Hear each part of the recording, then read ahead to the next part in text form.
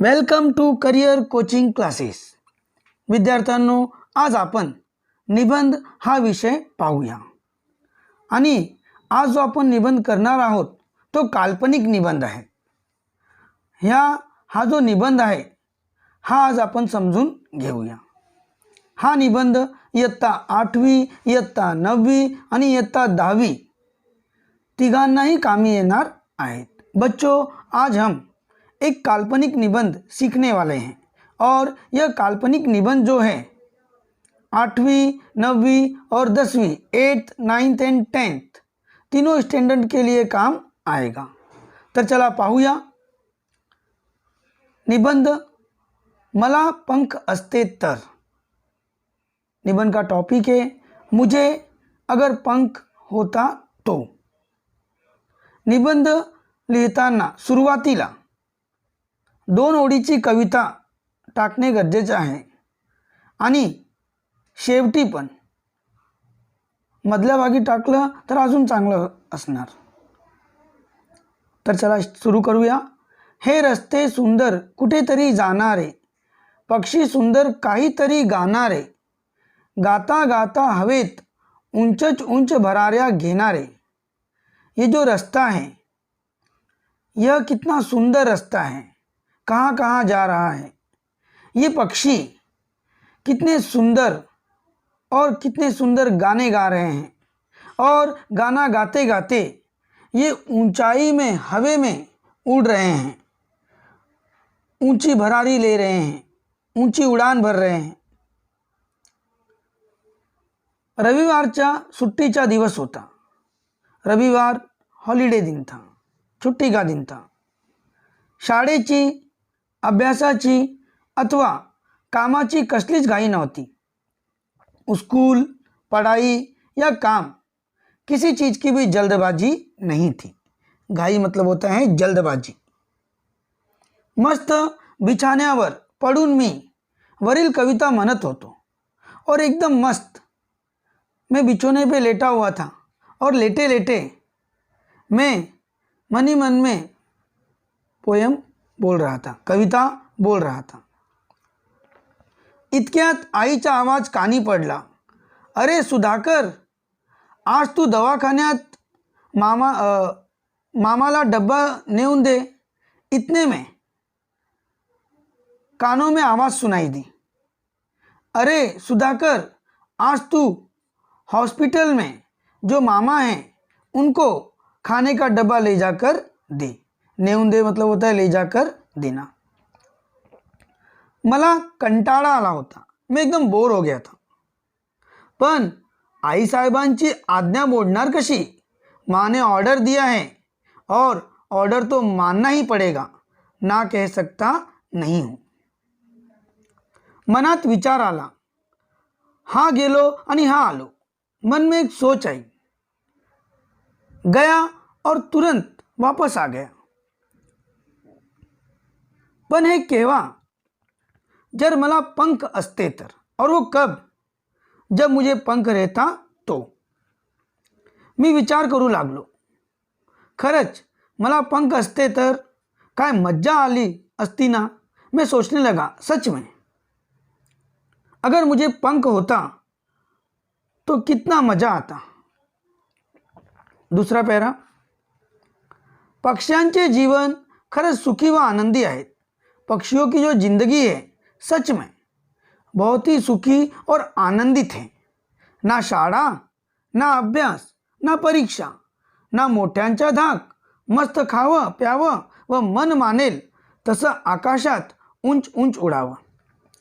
न स्कूल, न पढ़ाई, न परीक्षा, न बड़ों का डर. मस्त खाओ पियो और जब मन करे तब आसमान में ऊंचाइयों पर उड़ो. मला पंख असते ना तर मी हेच केलं असतं. अगर मुझे पंख रहता ना तो मैं यही सब करता. तीसरा पैरा. पंख मिळाल्यावर मी आकाशात भराऱ्या घेण्याचा आनंद मनसोक्त लुटला असता. अगर मुझे पंख रहता तो आसमान में जी भर के उड़ने का जो आनंद है मन भर के लुटता. आज या गावाला तर उद्या नव्या गावाला. आज इस गांव में गया हूं तो कल नए गांव में जाऊंगा. उद्या मतलब होता है कल. सारा देश पालता घातला असता, पूरा देश घूमकर आता मैं. मनाला विचारांचे पंख फुटले होते और मेरे मन में ऐसे विचार आ रहे थे की सच में मुझे पंख आ गए हैं. आता मला रस्त्यावरची गर्दी, रहदारी व लांबवरचे अंतर कोणी अडवू शकले नसते. अब रस्तेपैकी भीड़, ट्रैफिक, रहदारी मतलब होता है ट्रैफिक, लांबवरचे अंतर, लॉन्ग डिस्टेंस, कोई भी मुझे नहीं रोक सकता था. अडवू मतलब होता है रोकना. प्रवासासाठी पैशांची, मोठ्यांची अथवा वाहनांची गरजच लागली नसती और ट्रैवल्स करने के लिए, यात्रा करने के लिए पैसों की और बड़ों की इजाज़त और मोटर गाड़ी, वाहन वगैरह जो है उसकी ज़रूरत नहीं पड़ती. फक्त पंख पसरावे व घ्यावी उंच भरारी गगनामध्ये. पंख फैलाया और चल पड़े ऊंचे आसमान में उड़ान भरने के लिए. गगन मतलब होता है आसमान और उंच भरारी यानी ऊंची उड़ान भरना. मला चौथा फेरा. मला देशातील सुंदर व प्रेक्षणीय स्थळ पाहण्याची खूप इच्छा व आवड आहे. मुझे देश में जो एकदम सुंदर और देखने लायक स्थान है वह देखने की खूब इच्छा और चाहत है. आवड मतलब होता है चाहत. आतापर्यंत नुसते वाचले आहे, आता संधी मिळालीच आहे तर चला भटकंती करू घ्यावी. अब तक मैंने सिर्फ किताबों में पढ़ा है, अब मुझे मौका मिला है. संधि मतलब होता है मौका. तो चलो जरा घूम कर आए, थोड़ा चक्कर लगा के आए, थोड़ा भटक कर आए. निसर्गाच्या सौंदर्याचा आनंद लुटावा और ये जो नेचर है, इस नेचर की सुंदरता का जो आनंद है वह हमें लूटना है. ताजी ताजी फळे खावी, एकदम फ्रेश फ्रूट्स खाएंगे. राने, वेली, पाने, फुले, इतर पक्षी यांना भेटावे. जंगल, लताएं, पत्ते, फूल और भी जो पक्षी हैं इनसे जाके मिलेंगे, मुलाकात करेंगे. अन्य पक्षियांची मैत्री करावी और भी पक्षियों से हम दोस्ती करेंगे.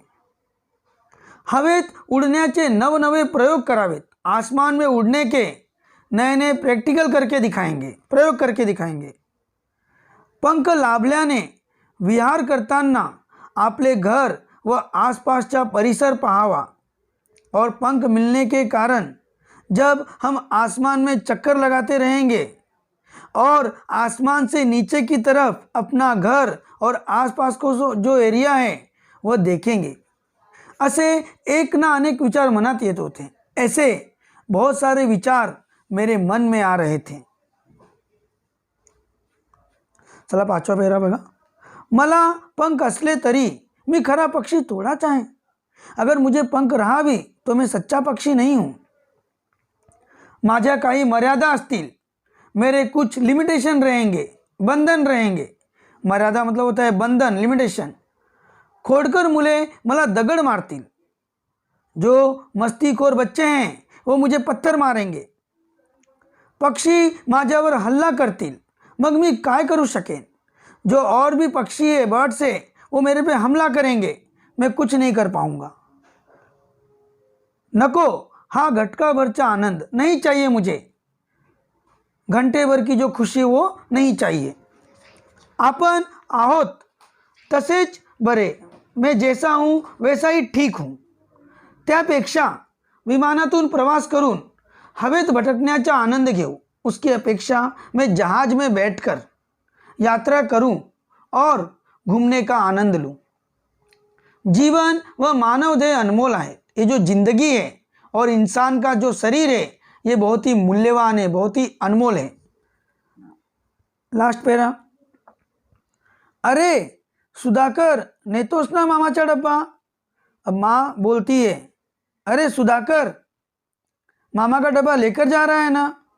हो तैयार लवकर, जल्दी तैयार हो. मी आईच्या आवाजाने भानावर आलो और माँ की आवाज़ सुन के मैं होश में आ गया. माझे विचारांचे पंख तेथेच टाकून मी दवाखान्यात जाण्याची तयारी करू लागलो. और मैंने जो कल्पना की थी, मैंने जो सोचा था कि हाँ मुझे पंख आ गए हैं, उन पंखों को वहीं पे मैंने रख दिया, डाल दिया कल्पना में सिर्फ, और हॉस्पिटल के यहाँ जाने की तयारी करने लगा. विद्यार्थ्यांनो, हा जो व्हिडिओ आहे ह्या व्हिडिओला लाईक करा आणि लाईक केल्यानंतर चॅनलला सबस्क्राईब करा. हा जो निबंध आहे हा खूप महत्त्वाचा निबंध आहे. इयत्ता 8, मी परत सांगतो, इयत्ता 8वी, इयत्ता 9वी आणि इयत्ता 10वी हा निबंध तिघांसाठी कामी येणारा निबंध आहे. आम्ही अजून काही जे निबंध आहेत ह्या चॅनलवर तुम्हाला मिळतील, पण ह्या चॅनलला तुम्ही सबस्क्राईब करा. सबस्क्राईब केलं की तुम्हाला हे निबंध मिळत असतील. चला बाय.